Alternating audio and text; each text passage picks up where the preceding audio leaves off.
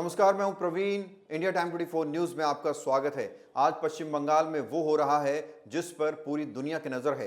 बंगाल में बलात्कार के खिलाफ आवाज उठाने वालों पर लाठियां बरसाई जा रही हैं, पानी की बौछार की जा रही है और लोकतंत्र को तहस नहस किया जा रहा है। महिला डॉक्टर के बलात्कार और हत्या के विरोध में कल बंगाल में भयंकर विरोध प्रदर्शन हुआ और पुलिस ने अन्याय के विरोध में आवाज उठाने वालों को खदेड़ दिया। बंगाल बंद का ऐलान किया गया है और खबर यह आ रही है कि बीजेपी और टीएमसी कार्यकर्ताओं के बीच भारी झड़प हो रही है। नादिया में तो कार्यकर्ताओं के बीच लाठी डंडा चलने की खबर आई है। रिपोर्ट के मुताबिक भाजपा कार्यकर्ताओं ने श्याम बाजार में मेट्रो का गेट जबरदस्ती बंद करने की कोशिश की। पुलिस ने हस्तक्षेप किया और 7 भाजपा कार्यकर्ताओं को गिरफ्तार कर लिया गया। इस बीच पुलिस ने कुछ बिहार में 2 भाजपा विधायकों को हिरासत में लिया है क्योंकि उन्होंने बस टर्मिनल पर बस सेवाओं को रोकने की कोशिश की थी। रिपोर्ट्स के मुताबिक भाजपा विधायक मालती रावा और मिहिर गोस्वामी को 2 अलग अलग स्थानों से हिरासत में लिया गया। बांग्ला बंद 28 अगस्त की शाम 6 बजे तक के लिए है। वहीं राज्य के सत्ताधारी दल टीएमसी ने लोगों से अपील की है कि वो इस बंद में हिस्सा ना लें और आरोप लगाया गया है कि भाजपा राज्य में अराजकता फैलाने का प्रयास कर रही है। राज्य में सुरक्षा के पुख्ता इंतजाम किए गए हैं। टीएमसी ने कहा है कि ये जो भी कुछ बंगाल में हो रहा है ये बीजेपी करवा रही है और बीजेपी बंगाल में अशांति पैदा करना चाहती है। इस तरह का आरोप लगाया गया है टीएमसी के द्वारा। और आपको याद होगा कुछ दिनों पहले ममता बनर्जी ने, जो खुद बंगाल के मुख्यमंत्री हैं, उन्होंने एक पैदल यात्रा निकाली थी। हजारों लोग उनके साथ थे।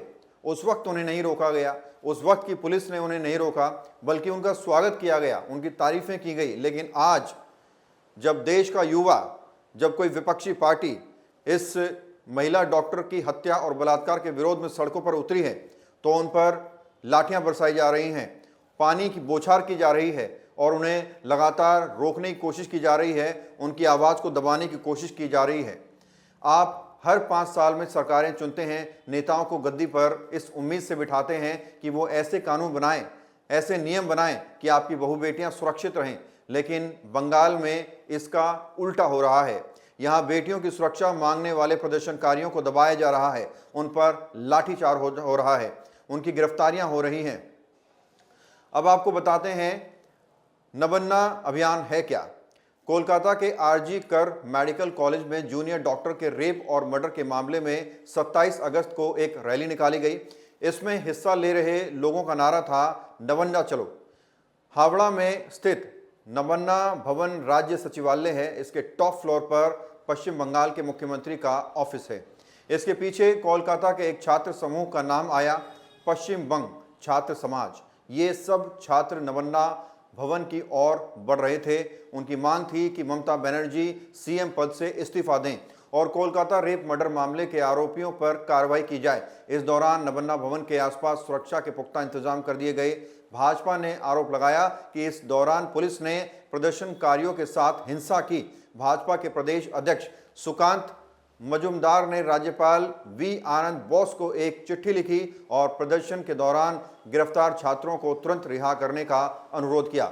उन्होंने लिखा कि शांतिपूर्ण छात्र प्रदर्शन के खिलाफ पुलिस ने अत्यधिक बल का प्रयोग किया है और कई छात्रों को हिरासत में लिया गया है।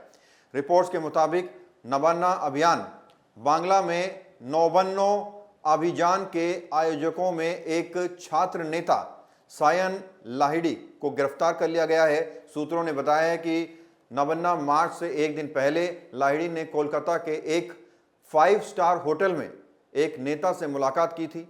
पुलिस ने पहले ही मीडिया में बताया था कि यह विरोध प्रदर्शन राजनीति से प्रेरित था। उन्होंने आपराधिक साजिश के आरोप में गिरफ्तारियां की हैं।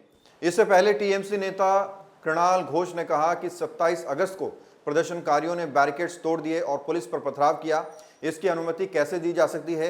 पुलिसकर्मी घायल हो गए। उन्होंने आरोप लगाया कि भाजपा समर्थित लोगों ने ये सब किया और पश्चिम बंगाल में अराजकता लाने की कोशिश की। उन्होंने आगे कहा कि 28 अगस्त को कोई बंद नहीं होगा, ये भाजपा की दिल्ली से रची हुई साजिश है। और टीएमसी ने ये तक कहा कि अगर कोई सरकारी अधिकारी, अगर कोई सरकारी नौकर इस प्रदर्शन में शामिल होता है तो उस पर भी सख्त से सख्त कार्रवाई की जाएगी।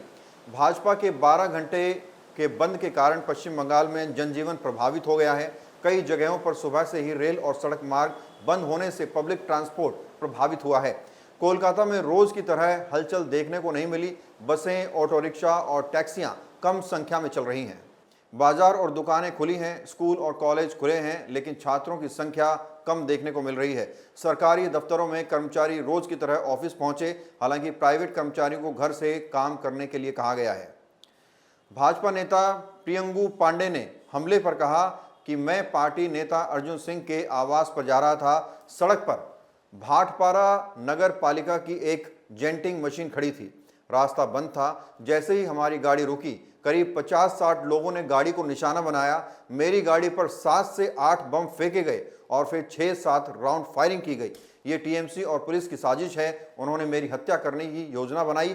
पुलिस ने उनकी मदद की। उन्हें मेरे आने की जानकारी दी गई। घटना से पहले मेरी सुरक्षा हटा ली गई थी, ऐसा आरोप भाजपा नेता ने लगाया है।